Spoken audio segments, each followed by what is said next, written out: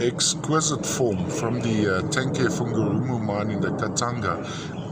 Now, on this material, typically we'd have tiny druzy quartz crystals sitting on this almost a solid chalcedony cast. You see, it's almost like a cast of chalcedony.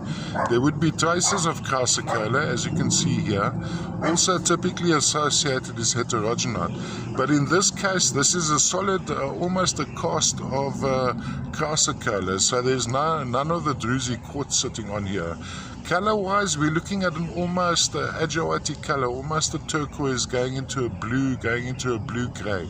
Very difficult to photograph these as well. Even the video is quite difficult. The camera is finding it challenging to actually focus on this specimen.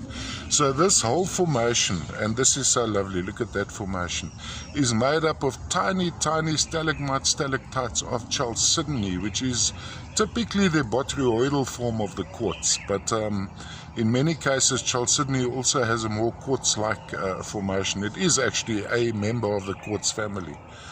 All the way from the Tenke Fungurumu mine, quite an exquisite little guy. Let's just see if we can get some clarity. I'd like to move a little bit closer and maybe just show you the little botroids.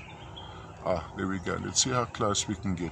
And that undertone, you'll see the slight blackishness in there would most likely be heterogenite sitting on top of the chrysocolla, which we'd see over here. There we go. That'll be little waxy black botroids of heterogenite, which have been covered by a blanket of botryoidal or little stalagmites.